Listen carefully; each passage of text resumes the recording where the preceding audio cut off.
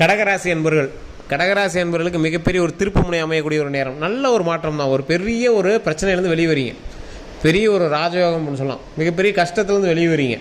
இந்த செப்டம்பர் 3ஆம் தேதிக்கு மேலே இடமாற்றங்கள் இருக்கும். செப்டம்பர் 10க்கு மேலே நல்ல மகிழ்ச்சியான வாழ்க்கை அமைய போகுது. தொழிலில் இடமாற்றம், தொழிலில் வருமானம் அதிகம், இருக்கக்கூடிய இடத்துலேருந்து வேறொரு இடங்களுக்கு பிரயாணம் பண்ணக்கூடிய ஒரு நேரம். நல்ல மனமகிழ்ச்சியான காலகட்டம். சேர்ந்து இருக்க போகிறீங்க. கணவன் மனைவி பிரச்சனைகள் தீர்ந்து சேர்ந்து இருக்கக்கூடிய ஒரு காலகட்டம். இனி ஒரு 2.5 வருடத்திற்கு கொஞ்சம் பார்த்து அப்படியே பக்குவமாக மூவ் பண்ணிட்டீங்க அப்படின்னா அதுக்கு மேலே உங்களுக்கு ஹைலைட்டான வாழ்க்கை.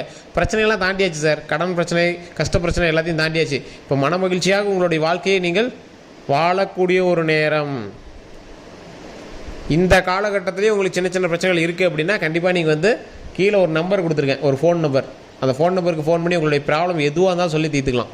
திருமண பிரச்சனையாக இருந்தாலும் சரி, வசி பிரச்சனையாக இருந்தாலும் சரி, குழந்தைகள் பிரச்சனையாக இருந்தாலும் சரி, இல்லை கல்வி சம்மந்தப்பட்ட பிரச்சனையாக இருந்தாலும் சரி, கடன் பிரச்சனையாக இருந்தாலும் சரி, எந்த பிரச்சனையாக இருந்தாலும் இந்த ஃபோன் நம்பர் சொல்லிங்க அப்படின்னா ஃபோன் பண்ணி பேசுனீங்க அப்படின்னா உங்களுடைய பிறந்த நேரம், பிறந்த ஊர், பிறந்த தேதி 3 மட்டும் சொல்லுங்க போதும். A to Z complete. ஒரு குறிப்பிட்ட இடத்துல நீங்கள் இப்போ நிற்கிறீங்க, எந்த பக்கம் போகணும்னு தெரியாமல் இருக்கீங்க அப்படின்னா இந்த நேரம் உங்களுக்கு சரியாக ஜோதிடத்தை பார்க்க வேண்டியதுக்கான நேரம். சரி, தவிச்சிட்டு இருக்கேன், எந்த இடம் தெரியல, கடவுளாக இன்றைக்கி உங்களுக்கு இந்த நம்பரை கொடுத்துருங்க அப்படின்னு நினச்சிக்கோங்க. உங்களுடைய வாழ்க்கையை இந்த பக்கம் மூவ் பண்ணு அப்படின்னு அடித்து சொல்கிற அளவுக்கு ஒரு நம்பரை கொடுத்துருங்க அப்படின்னு நினச்சிக்கோங்க. இந்த வாழ்க்கை உங்களுக்கு மிகப்பெரிய ஒரு நன்மைக்கான வாழ்க்கையை அமைப்பது. சார், இந்த கடகராசிகள் நல்லா நோட் பண்ணி பாருங்கள். இத்தனை நாள் நீங்கள் சந்தோஷமாக இருந்தீங்க, மனசாட்சியத்தோடு சொல்லுங்கள்.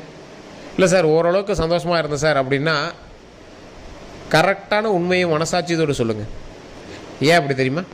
இந்த ராசிகாரில் பொறுத்த வரைக்கும் போன 5 வருடங்களுக்கு முன்னாடி ஒரு 7 வருஷத்தில் ஃபஸ்ட்டு ஒரு 5 வருஷம் வச்சு செஞ்சுருக்கும். அடுத்த ஒரு 2 வருஷம் கொஞ்சம் ஓரளவுக்கு பரவாயில்லையாக இருக்கும். சின்ன இடமாற்றம், மருத்துவ ரீதியான செலவுகள், 4-5 நாட்கள் ஹாஸ்பிட்டல் இருந்திருப்பீங்க, தேவையில்லாத இடத்துல பணத்தை கொடுத்து மாட்டியிருப்பீங்க. கண்டிப்பாக இந்த ராசியால் கண்டிப்பாக ஒருத்தர் பணத்தை கொடுத்து ஏமாந்துருப்பீங்க, இல்லை பணத்தை கொடுத்து மாட்டியிருப்பீங்க. பலரிடமிருந்து கடன் வாங்கிய ராசி தற்போது கடன் கொடுக்கக்கூடிய அளவுக்கு ஒரு ராசியாக மாறி இருக்கும். வேறு வழியே இல்லாமல் தனிமையாக போய் சாப்பாடு செஞ்சு கொடுத்து சாப்பிட்டுட்டு இருப்பீங்க.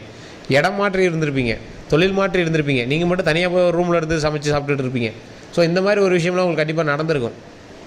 தொழிலில் மற்றவன் நம்பி காசு போட்டிருப்பீங்க, தேவையில்லாமல் நீங்கள் நினச்ச நேரத்துக்கு காசு கிடைக்காது. மற்றவன் ஏதோ நிலம் வாங்குவான், வீடு வாங்குவான், நகை வாங்குவான், சந்தோஷமாக இருப்பான். நீங்கள் இப்படி வாழலாம் நினைப்பீங்க. ஆனால் உங்களுக்கு இன்னும் அந்த அமௌண்ட் வந்தால் நீங்கள் வாழலாம் அப்படின்னு நினைப்பீங்க. இன்னும் அமௌண்ட் வராமல் இருக்காது. அந்த அமௌண்ட்டுமே அவங்க சீக்கிரம் கொடுத்துருவாங்க, ஒன்றும் பெரிய பிரச்சனைலாம் கிடையாது. கல்வி ரீதியாக நல்ல உயர்வுகள் தரக்கூடிய ஒரு நேரம், தொழிலில் நல்ல முன்னேற்றம் தரக்கூடிய நேரம். தொழிலில் இந்த 2 மாதங்கள், பழைய 2 மாதங்களை விட இந்த 2 மாதங்கள் நல்ல ஓரளவுக்கு வருமானம் வந்துட்டு தான் இருக்கும். நீங்கள் ஒன்றும் பிரச்சனையை பட தேவையில்லை, பயமும் பட தேவையில்லை. குழந்தைகள் நீங்கள் நினைத்தது போல வாழக்கூடிய ஒரு காலகட்டம். நல்ல மகிழ்ச்சியாக வாழ்வாங்க, சந்தோஷமாக வாழ்வாங்க. அதில் எந்த ஒரு பிரச்சனையுமே கிடையாதுங்க. இந்த ராசிக்காரர்கள் தோல் சம்மந்தப்பட்ட வியாதி கண்டிப்பாக இருக்கும். உங்களுக்கு மருவோ இல்லை தேம்பலோ இல்லை ஏதோ ஒரு விஷயம் தோல் சம்மந்தப்பட்ட வியாதி கண்டிப்பாக இருக்குங்க. இந்த ராசிக்காரர்கள் இன்னொரு விஷயத்தில் கொஞ்சம் கவனமாக இருக்கணுங்க. உடனே இந்த ராசி மென்ஷன் பண்ணி சொல்கிறாங்க அப்படின்னா அந்த இடத்துல அவன் கருப்பாக இருப்பான், அந்த இடத்துல சிவப்பாக இருப்பான், அந்த இடத்துல கொஞ்சம் முடி இல்லாமல் இருக்குமே, அந்த இடத்துல தலை கொஞ்சம் சொட்டையாக இருக்குமே, அந்த இடத்துல பார்த்தீங்கன்னா ஒரு கையில் ஏதோ ஒரு இடத்துல ஒரு தேம்பல் மாதிரி இருக்குமே, இந்த மாதிரி ஏதோ ஒரு விஷயம்னால உங்களுக்கு ஸ்கின் சம்மந்தப்பட்ட விஷயத்தில் உங்களை டினோட் பண்ணி உங்களுக்கு சொல்லுவாங்க, நோட் பண்ணி உங்களுக்கு சொல்கிறக்கூடிய அளவுக்கு இருப்பாங்க. இந்த ராசிக்காரர்கள் நல்ல ஒரு அறிவுத்திறன் பெற்றவங்க. கண்டிப்பாக ஒரு 2-3 லாங்குவேஜ் கண்டிப்பாக ஈஸியாக கற்றுக்க முடியும். இங்கே ஈஸியாக கற்றுக்கலாம். வேறு இடங்களுக்கு பிரயாணம் செய்து, வேறு மாநிலமோ வேறு நாடோ அல்லது வேறு மாவட்டத்திலையோ நீங்கள் பிரயாணம் பண்ணி அங்கே தான் பணம் சம்பாதிப்பீங்க.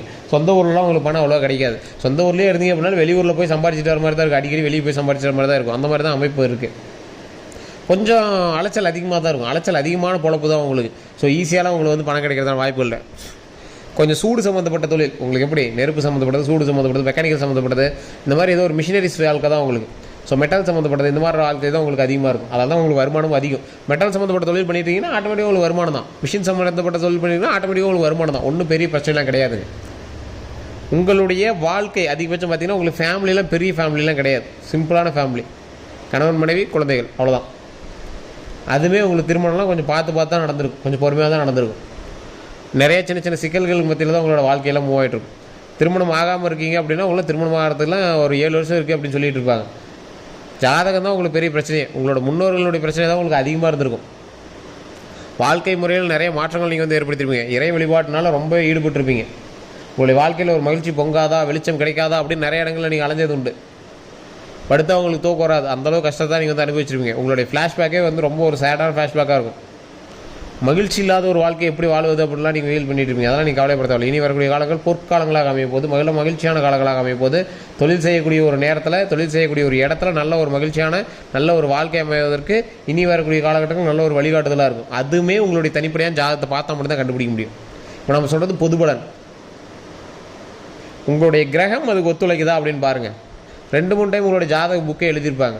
நல்லா நோட் பண்ணி பாருங்கள். சின்ன வயசுலேருந்து ஒரு 2-3 டைம் உங்களோட ஜாதக புக்கை எழுதியிருப்பாங்க. ஆமாம் சார் நீங்கள் சொன்ன மாதிரி உண்மை தான் அப்படின்னா கீழே உண்மையின் கமெண்ட் செக்ஷனில் பதிவு விடுங்க. இது உங்களுக்கு சரியான டைம் சார். உங்களுடைய பிறந்த தேதி, பிறந்த நேரம், பிறந்த ஊரை மட்டும் சொல்லி கீழே இருக்கக்கூடிய ஜோதிட நம்பருக்கு ஃபோன் பண்ணுங்கள். A to Z கம்ப்ளீட்டாக உங்களுக்கு வந்து எல்லாமே சொல்லிடுவாங்க. எப்போ உங்களுக்கு என்ன நடக்குது அப்படிங்கிறது எல்லாமே சொல்லிடுவாங்க. தொழிலையும் சரி, கல்வியிலையும் சரி, நீங்கள் ஜாக்கிரதையாக இருக்க வேண்டிய ஒரு நேரம். உங்களை நம்பி பணம் போட்டவர்களாக இருந்தாலும் சரி, நீங்கள் வேறு ஒருவரை நம்பி பணம் போட்டிருந்தீங்க அப்படின்னாலும் சரி, அந்த இடத்துல ரொம்ப ஜாக்கிரதையாக தான் இருக்கணும். நிறைய வருமானம் வந்துட்டுருக்கலாம், எவ்வளோ வருமானம் வந்துருக்கலாம். அந்த வருமானத்துக்காக நீங்கள் வந்து வெயிட் பண்ணிக்கிட்டும் இருக்கலாம். அந்த வருமானம் நிலையான வருமானமானு யோசிக்கணும். வேறு என்கிட்ட கொடுத்த பணம் திரும்பி வருமா அப்படிங்கிறத யோசிக்கணும். நீங்கள் அவ்வளோ சீக்கிரம் யார்கிட்டையும் பணம் கொடுக்குற ஆள் கிடையாது. ஆனால் நம்பிக்கையான ஒரு ஆள் இருந்தால் கண்டிப்பாக நீங்கள் வந்து பணத்தை அதிகமாக அள்ளி வீசக்கூடிய ஒரு ஆள். இவன் நம்பி பணம் கொடுக்கலாம், இவன் நம்பி பணம் பண்ணலாம், இவனை நம்பி ஏதோ ஒன்று செய்யலாம் அப்படின்னு நீங்கள் வந்து செய்யக்கூடிய ஒரு ஆள். தொழிலுக்கும் சரி, கல்விக்கும் சரி, எந்த ஒரு விஷயத்துக்கும் சரி, நீங்கள் ஒரு பெரிய ஆளை நம்பி நீங்கள் வந்து போகாதீங்க. தனித்துவமாக இறங்கி செயல்படுங்க. நட்பு வட்டாரமும் உங்களுக்கு அதிகம் இருந்தாலும் நீங்கள் ரொம்ப ஒரு இடத்துல போய் ரொம்ப அட்டாச் ஆகாதீங்க. அவங்க உங்களை ரொம்ப கீழ்த்தனமாக பண்ணுறதுக்கான வாய்ப்புகள் அதிகம். ஸோ அதனால் ரொம்ப அட்டாச் ஆகாதீங்க. எந்த ஒரு விஷயத்தையும் கொஞ்சம் சேஃபாக ஹேண்டில் பண்ணுங்கள். நிறைய வருமானம் தரக்கூடிய ஒரு காலகட்டம் அப்படிங்கிறதுனால எந்த இடத்துல போடாலும் காசு வரும் அப்படின்னு நம்பி போய் போட்டுறாதீங்க. முக்கியமான ஒரு விஷயம், நட்பு வட்டாரங்களை நம்பி அதிகமாக பணம் போடக்கூடாது. வருமானம் அப்படியே கிடைக்கும், அது ஓகே தான். ஆனால் நட்பு வட்டாரங்களை நம்பி அதிகமாக பணம் போடாதீங்க, லாக் ஆகிக்கும். அதே மாதிரி இதுவரை நீங்கள் செய்யக்கூடிய எந்த ஒரு விஷயமா இருந்தாலும் சரி, இதுவரை நீங்கள் செய்த எந்த ஒரு விஷயமா இருந்தாலும் கொஞ்சம் பொறுமையாக ஹேண்டில் பண்ணிங்க அப்படின்னா நிறைய வருமானம் கிடைக்கிறதுக்கான வாய்ப்புகள் அதிகம். அதே மாதிரி கொஞ்சம் பொறுமையாக ஹேண்டில் பண்ணிங்க அப்படின்னா எந்த ஒரு பிரச்சனையிலேருந்து வெளியே வரதுக்கான வாய்ப்புகள் அதிகம். கேஸ் பிரச்சனைகள் போயிட்டுருக்கு அப்படின்னா கொஞ்சம் பொறுமையாக ஹேண்டில் பண்ணுங்கள். கேஸ் மூலமாக கொஞ்சம் பொறுமையாக ஹேண்டில் பண்ணிங்க அப்படின்னா அந்த கேஸ்லேருந்து உங்களுக்கு ஆதாயம் அதிகமாக கிடைப்பதற்கு வாய்ப்புகள் அதிகம். தேவையில்லாமல் கை நீட்டுறதோ இல்லை வாய் அதிகமாக ஓடுறதோ, தேவையில்லாமல் ஒருத்தரை தகாத வார்த்தையில் பேசுகிற விஷயமோ இன்னையிலேருந்து நீங்கள் அதை கட் பண்ணிக்கோங்க. அதனால் பிரச்சனைகள் உங்களுக்கு அதிகம். வண்டி வாகனத்தில் போகும்போது விதிமீறலில் எந்த ஒரு விஷயத்தையுமே நீங்கள் பண்ணாதீங்க. வண்டி பிரச்சனைகளில் நீங்கள் அதிகமாக மாட்டுறதுக்கான வாய்ப்புகள் அதிகம். உங்களுக்கு வண்டி சம்மந்தப்பட்ட விஷயங்கள் உங்களுக்கு அதிகமாகவே மேட்ச் ஆகும். ஸோ அதனால் அந்த வண்டி பிரச்சனைகள் சம்மந்தப்பட்ட விஷயத்தில் மாற்றத்துக்கு அதிக வாய்ப்பு இருக்குது. ஸோ அதனால் அதை கொஞ்சம் பொறுமையாக ஹேண்டில் பண்ணுங்கள். நீங்கள் தொழில் பண்ணுறீங்க அப்படின்னா அந்த தொழிலில் பார்ட்னர்ஸ் உங்களுக்கு ஓகேவாக இருக்காங்க அப்படின்னா பொறுமையாக ஹேண்டில் பண்ணுங்கள். ஏன்னா உங்களுக்கும் தொழிலுக்கும் ரொம்ப தூரம். ஸோ அப்படி மீறி தொழில் பண்ணுறீங்க அப்படின்னா நிறைய சிக்கல்கள் இருக்கும். அப்படியுமே மீறி பண்ணுறீங்க அப்படின்னா உங்களுடைய தாய் தந்தையரோடைய இல்லை வேறு யாரோட இருக்கீங்கன்னா அதை கொஞ்சம் பார்த்து ஹேண்டில் பண்ணுங்கள். மோஸ்ட்லி இந்த கடகராசிகள் பிறந்தவங்க தாய் தந்தையரோட அதிகமாக டச்சப்பில் இருக்க மாட்டாங்க. அவங்க வேறு இடத்துல இருப்பாங்க, இவங்க வேறு இடத்துல இருப்பாங்க. அப்படி இருக்கிறது உண்மை அப்படின்னா மறக்காம கமெண்ட் செக்ஷனில் பார்த்துவிடுங்க. இந்த தாய் தந்தையர்கிட்ட அதிகமாக நீங்கள் சண்டை சச்சரவுகள் அதிகமாக வச்சுக்குவீங்க. தேவையில்லாத மனக்கவலைகள்லாம் அதிகமாக நீங்கள் எங்களோட டச்சப்பில் இருக்க மாட்டீங்க. நிறைய வருமானம் போட்டு வருமானம் எடுக்கக்கூடிய ஒரு காலகட்டம் அப்படிங்கிறதுனால வருமானத்தை அதிகமாக போடும்போது கொஞ்சம் யோசிச்சு போடுங்க. ஒரு டைம் ஜாதகத்தை பார்த்துட்டு போடுங்க. இல்லை சார் பார்ட்னர் இன்னொருத்தர் இருக்கான், அவனுக்கு நல்ல நேரமாக இருக்குது அப்படின்னா அவனோட ஜாதகத்தை ஃபஸ்ட்டு செக் பண்ணுங்கள். இல்லை சார் பணம் போகிறதுக்கு வேறு ஆள் இருக்கான், சும்மா நான் இறங்கி தான் வேலை செய்கிறேன் அப்படின்னா அந்த இடத்துல ஒரு டைம் நீங்கள் ஒரு டைம் செக் பண்ணுங்கள். என்ன நடக்குது, ஏது நடக்குது, அதுக்கு ஏதாவது ப்ளஸ் பாயிண்ட் இருக்கா, மைனஸ் இருக்கா அப்படிங்கிறது எல்லாத்தையுமே செக் பண்ணிட்டு பண்ணுங்கள். இந்த ராசிக்காரர்களுக்கு இன்னொரு ப்ளஸ் பாயிண்ட் என்ன தெரியுமா? இந்த ராசிக்காரர்கள் எந்த ஒரு செயல் செய்தாலும் இறைவனை வழிபட்டு செய்தால் கட்டாயம் நன்மை கிடைக்கும். குலதெய்வ வழிபாடு மிகப்பெரிய ஒரு ஒற்று விஷயமாக முன்னேறி வருவதற்கு வழிகாட்டக்கூடிய ஒரு விஷயமாக அமையும். சார் அப்படி என்ன சார் குலதெய்வத்துக்கு பண்ணாமல் இருக்குது? வருஷம் போகிறேன், மாதம் போகிறேன், அமாவாசைனா போகிறேன் அப்படின்னா நீங்கள் போய் உளுந்து போகிறணுன்னா இல்லை, உங்களுடைய முன்னோர்களுடைய பாவம் போனாலே போதும். உங்களுடைய முன்னோர்கள் யாராவது உங்களோட வந்து வழிபட்டு உங்களுடைய பிரச்சனையை தீர்வதற்கு இறைவன்கிட்ட பிச்சை கேட்டு அந்த பிச்சையின் மூலமாக நாமளும் பிச்சை வாங்கி நன்மையாக நடத்திக்கணும். கடவுள்கிட்ட நம்ம வந்து பிச்சை தான் வாங்குகிறோம். கடவுள்கிட்ட வாங்கக்கூடிய பிச்சை நம்மளுடைய வம்சத்தையே வளர்த்தணும், சந்தோஷமாக வளர்த்தணும், மகிழ்ச்சியாக வளர்த்தணும், நீண்ட ஆயுளோடு வளர்த்தணும். இதுதான் நமக்கு தேவை. நம்ம வம்சம் வந்து வளர்ந்து வரணும். ஸோ அதுதான் வந்து முக்கியம். ஸோ அதற்கு தகுந்தாற் போல் நம்ம வந்து கடவுள்கிட்ட வணங்கணும்.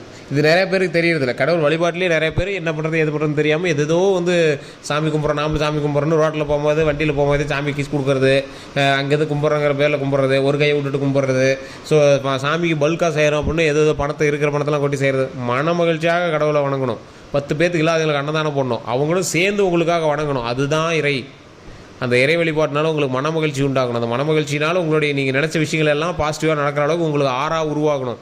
உங்கள் தலையை சுற்றி இருக்கக்கூடிய ஆறா வந்து நாம் என்ன நினைக்கிறோமோ அதை நடத்துகிற அளவுக்கு பவராக மாறணும். இது நிறைய பேர் தெரியறதில்ல, அதை கண்டிப்பாக தெரிஞ்சுக்கோங்க.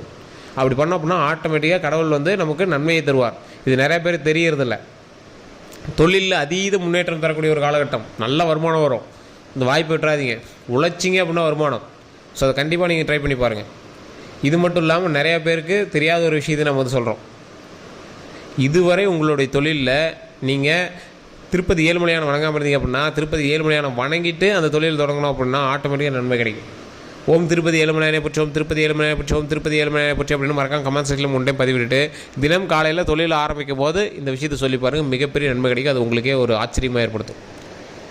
ஸோ வேறு ஏதாவது உங்களுக்கு கருத்துக்கள் இருக்குது, உங்களுடைய ஜாதகத்தை தனிப்படியாக பார்க்கணும்னா கீழே ஃபோன் நம்பர் கொடுத்துருக்கு டிஸ்கிரிப்ஷனில். அதே மாதிரி ஃபேஸ்புக்கில் பார்த்தீங்கன்னா ஸ்க்ரீனில் நம்பர் இருக்கும். அந்த நம்பர் காண்டாக்ட் பண்ணி உங்களுடைய பிரச்சனைகள் எதுவாக இருந்தாலும் சொல்லி சால்வ் பண்ணிக்கலாம். எல்லோருக்கும் நன்றி.